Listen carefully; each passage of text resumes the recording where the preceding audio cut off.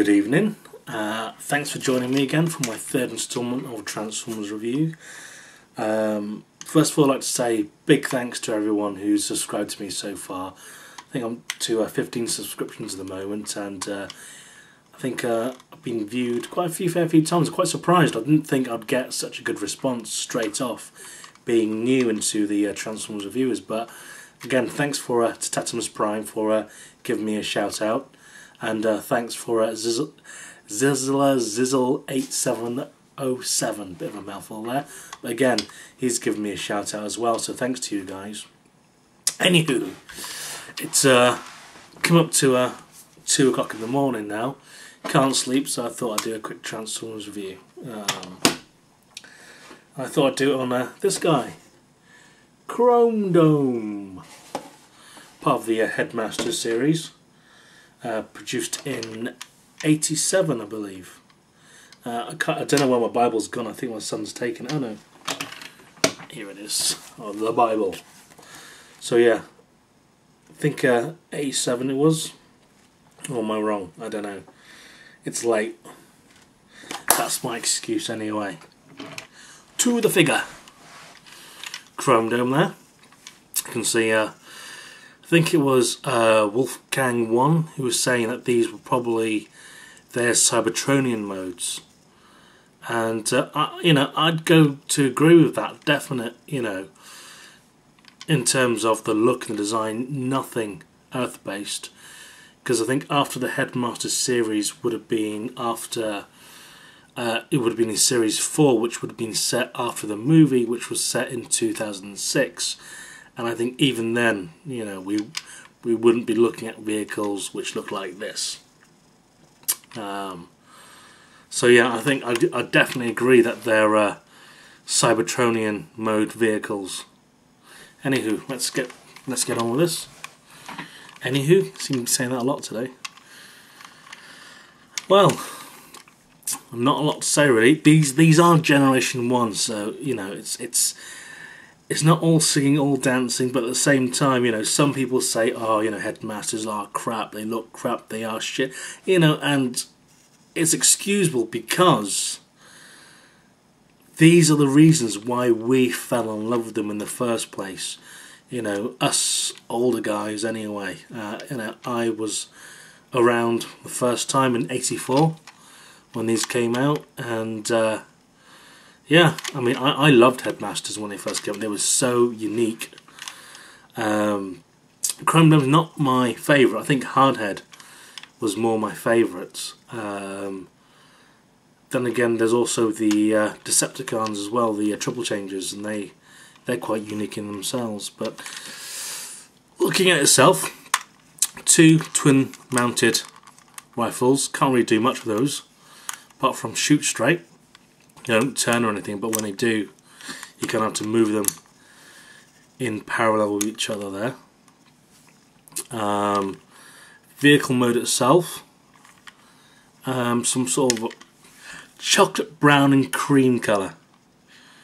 I think the only thing that's missing off this is the Cadbury's logo, really. I'm not a big fan of this. Not a big fan of the colour scheme. Also, if you notice, as you know, all the cockpits hold the little nebula in there. And of course, whilst he's in vehicle mode, he's unable to get out of the car because of these hunky great guns.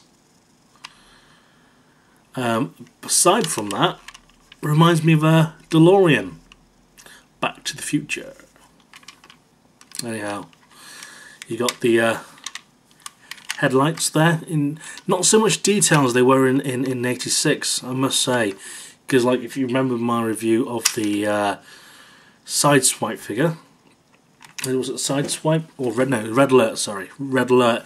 You had the indents for the lights. You had proper markings and proper details for the cars, but I think towards the end they were getting lazy, they were getting sloppy. If you look at the designs for the Transformers back at the beginning during '84, '85, '86, they're a lot more articulate than they were towards the end. I mean, look at Action Masters, that just speaks for itself. that was just some guy saying, I can't be asked anymore, they've just run out of ideas. In this case anyway, they have stickers for lights, you know. Can't say any more than that. You know, big gaping hole at the bottom there, you know, they could have done something a lot better with these. I think they all shared the same design, whether it was the tank, whether it was the planes or the helicopters, it was the same principal mould or model which they used, you know, even in the transformation process. So if I remove these guns, I'll start its transformation. Very, very, very simple. I mean, you didn't even need the idiot's guide for this one. You know, one movement, which is that. That is the transformation, and the rest is just tweaking. Feet, as you can guess, move those, and you have these weird looking boot style feet. I mean, I don't know what to make of those. And again, with this piece itself there, you pull that down to reveal where his head will be. Oops, almost forgot Styler, this little Nebulan companion, I'll go back to in a moment. Push his arms down, and there you have the main body. Blocky, you know. If you filled in that gap, you know, if you get all the headmasters together in a row, you'd be able to play a game of Tetris, I think. But anyway, that's the body, and of course you can put his guns in either hand. Not a lot of detail in the hand as well, and the kibble, absolutely awful. I mean, you know, they could have easily filled those in. Whoops, there again, you know, and even in just looking at the side there, the way that just lands there, you know, nothing sophisticated about it at all.